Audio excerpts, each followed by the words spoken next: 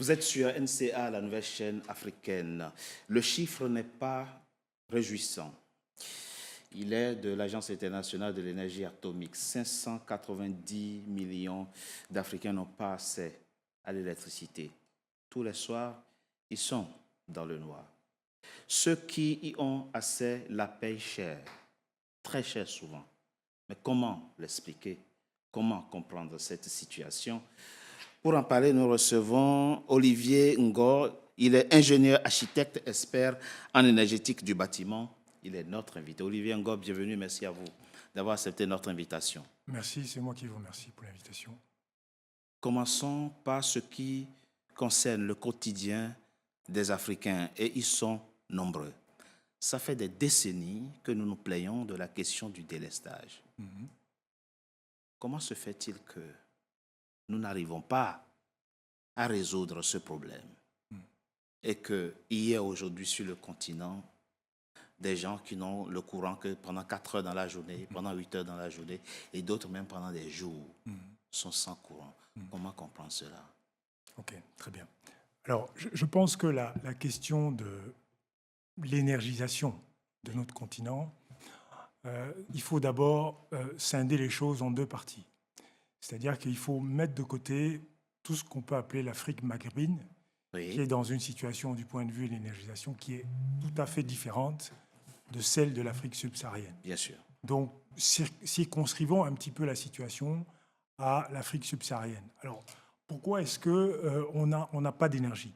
Je pense que le sujet doit être analysé nécessairement avec un angle à la fois technique et un angle socio-économique et même éminemment politique. Il est intéressant de regarder les ratios suivants. Le premier, c'est le rapport entre le nombre de watts ou de kilowatts installés par rapport au nombre d'habitants.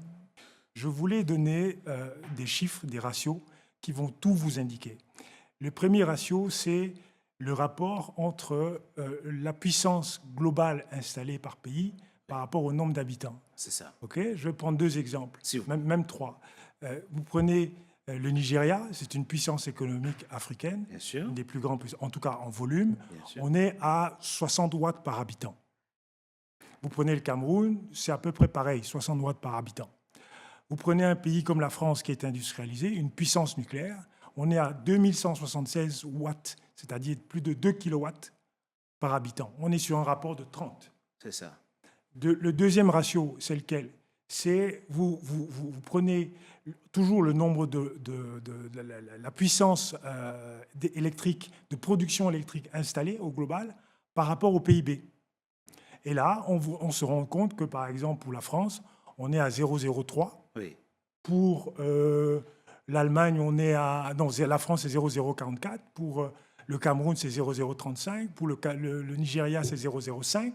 Et le Maroc, c'est intéressant, c'est 0,07. Qu'est-ce que ça veut dire? Ça veut dire que sur le nombre de watts par habitant, où on était sur un rapport de 30, sur le nombre de watts par PIB, on est sur un rapport de pratiquement 1. Qu'est-ce que ça veut dire tout ça?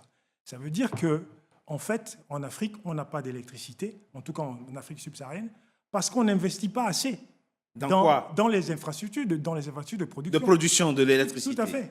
Bon, OK. On passe de 2000 kilowatts par habitant à 60 watts par habitant. C'est un rapport de 30. C'est une question de volonté politique? Alors, il y a une part de volonté politique, ça c'est une chose, mais il y a aussi une part d'un contexte global, sociopolitique et géostratégique qui amène cette situation.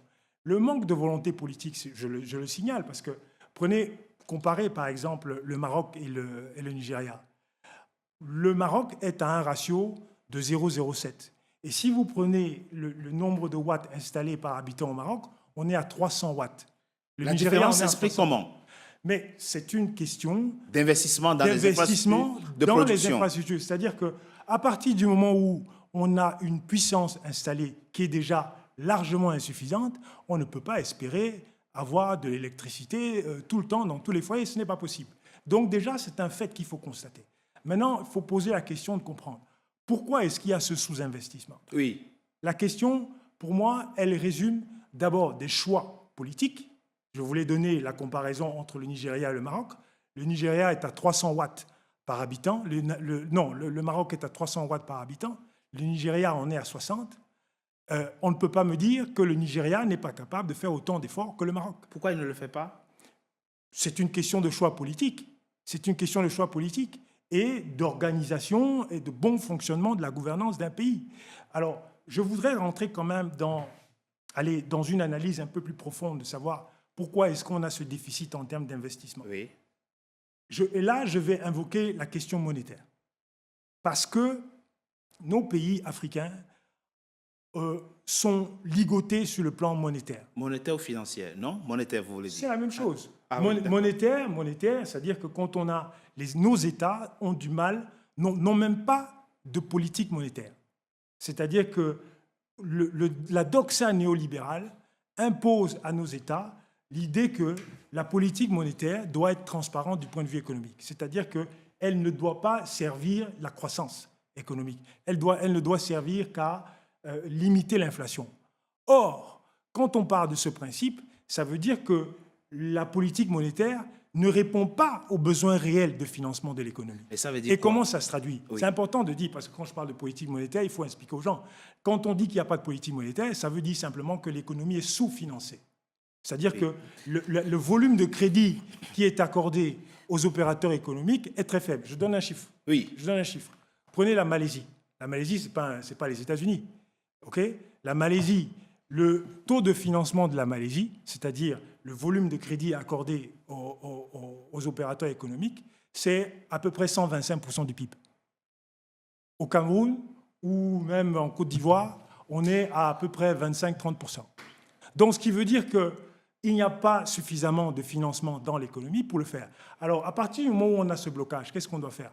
Les gouvernements doivent être plus courageux, Oui. plus pragmatiques, Oui. pour arrêter de se plaindre sur cet aspect de limitation monétaire. Alors, certains le font, beaucoup le font d'ailleurs. Oui. Vous avez un pays comme la Côte d'Ivoire qui est au-delà de 90% de taux d'électrification. Mais une précision quand même. Oui. Vous dites la dorsale néolibérale Oui. Imposée à nos économies ne permettent pas d'avoir suffisamment de la marge de financement, notamment pour des projets de production. Mais quand les députés, les représentants du peuple, veulent pondre le budget de l'année suivante, pourquoi on ne dit pas, nous décidons, nous posons sur la table comme objectif d'atteindre un taux d'électrification de 80% par exemple. Voici ce que ça coûte. Quitte à faire des bénéfices sur d'autres postes, puisque vous en faites une question essentielle. Pourquoi on ne le fait pas, ça? Mais je vais dire que c'est une question de choix politiques qui ne sont pas adaptés aux besoins des populations. Et j'en viens. Ce que j'avais dit, moi, la thèse que je défends, c'est la suivante. C'est qu'à défaut de pouvoir appliquer des politiques monétaires, on peut au moins appliquer des politiques budgétaires. Oui. Des politiques budgétaires expansionnistes. Oui. C'est-à-dire, c'est toute la théorie de Keynes, c'est-à-dire de dire que... C'est ça, le britannique, l'économiste britannique. John Maynard Keynes, je prends le cas de la Côte d'Ivoire. La Côte d'Ivoire, aujourd'hui, a 17 000 milliards de francs CFA de budget. C'est vrai. N'est-il pas possible de considérer qu'on prend 10% de ce budget, que l'on refuse d'allouer aux frais de fonctionnement de l'État, bien sûr, que d'investir ces 10% de budget dans l'investissement productif immédiat? C'est vrai. Est-ce que c'est possible ou c'est pas possible? Absolument. C'est une question de choix. Totalement. C'est la gestion en bon père de famille, tout simplement. Et donc, ils ne le font pas pour des raisons qui sont parfois politiques. Je vais vous dire ceci, en fait. Je pense qu'en arrivant ce matin, quand je pensais très intéressant, à cette émission, je me disais, vous savez, pour nos auditeurs, l'issue d'une décision politique dépend essentiellement de 3 ou 4 facteurs. Un, le tout premier facteur, les enjeux financiers et les lobbies financiers qui vont avec. Bien sûr. Deuxième facteur, évidemment, les positions idéologiques, les choix, bien sûr, les positions idéologiques. Troisième facteur, c'est, comment je veux dire, il m'échappe. En tout cas, il m'échappe, mais il va revenir. Mais dans tous les cas, l'issue de cette décision politique dépend de la réalité des rapports de force entre ces deux camps-là. C'est vrai. Et lorsque les lobbies financiers emportent sur les idéologies politiques, ou sur le principe de l'intérêt général, pour parler de façon plus simple, Oui, on aboutit à des décisions totalement. qui sont loin du bon sens, mais qui en réalité découlent de certains intérêts que le grand public ne comprend pas. C'est ça qui explique qu'en Côte d'Ivoire, d'ailleurs, ce n'est pas que la Côte d'Ivoire, hein, c'est le Cameroun aussi. Hein. Totalement. Le Cameroun aussi, on peut faire beaucoup Cela mieux. dit, la Côte d'Ivoire fait beaucoup d'efforts. Ah, bien sûr. On est passé d'un budget de fonctionnement de 5 000 milliards en 2011 à 17 000 milliards aujourd'hui, avec un taux de troisième pays électrifié, le plus électrifié. Il y a 15 ans, c'est ça. Il y a 15 ans, le Cameroun et la Côte d'Ivoire avaient un PIB par habitant similaire. C'est ça. Aujourd'hui, la Côte d'Ivoire, c'est 50% en plus de PIB par habitant que le Cameroun, avec 10 ans de guerre. Oui. Au passage. Oui. Donc, on se rend bien compte que quand la gouvernance est efficiente, ça donne des résultats. La question du choix est très importante selon vous. C'est-à-dire qu'on peut décider, au lieu d'acheter des limousines pour les grandes institutions, les hauts cadres, etc., on achète des voitures modestes. Au lieu de faire des fêtes pompeuses, des fêtes nationales pompeuses, on supprime tout ça et on oriente. Absolument. On dégage de la marge financière et budgétaire vers d'autres postes vitaux. Vitaux, tout à fait. C'est tout à fait possible. C'est une question de choix. C'est pour ça que j'ai tenu à préciser que l'issue d'une décision politique dépend des rapports de force sous-jacents aux contingences qui sont liées à cette décision politique, notamment les lobbies financiers, les idéologies politiques, le rapport de force politique au sein même du pays, etc. Mais nous avons un piège, M. Ngo. Ouais. Le piège, c'est quoi? C'est que comme nous nous sommes aliénés et que nous avons consacré notre dépendance vis-à-vis des partenaires étrangers, est-ce qu'ils vous permettront, eux, que nous, on devienne c'est la fameuse excuse. Mais je pose juste la question. C'est la fameuse excuse. C'est pour ça que je dis. Moi, de mon point de vue, je considère que quand on parle, par exemple, vous aviez un plateau que j'ai suivi l'autre jour sur l'énergisation de l'Afrique. Oui. Enfin, l'industrialisation. Je considère que parler d'industrialisation de l'Afrique, en tout cas pour l'Afrique subsaharienne aujourd'hui, c'est un saut qualitatif qui est un peu utopique. D'accord. Mon point de vue, c'est le suivant. C'est que nous devons passer dans une première étape par des politiques budgétaires expansionnistes qui permettent de faire le choix dont je viens de parler. Oui. J'ai dit 10%, ça peut même aller à 15%. Ça. Pour investir de façon massive dans les infrastructures de base sous fonds propres. C'est ça. Pour développer les infrastructures de base et qu'au bout de 15-20 ans, on puisse bénéficier de ce que Keynes appelle le facteur multiplicateur, c'est-à-dire que cet investissement va générer de la croissance qui va nous amener à un certain niveau où on va pouvoir passer peut-être à l'industrialisation avec des infrastructures qui vont avec. Olivier Ngo, je rappelle que vous êtes ingénieur architecte expert en énergétique du bâtiment. Merci d'avoir été notre invité. Très bien, merci. Mesdames et messieurs, c'était notre invité. Merci d'avoir été nombreux à notre compagnie. Restez fidèles à nos programmes. À très bientôt pour un nouveau numéro de notre invité.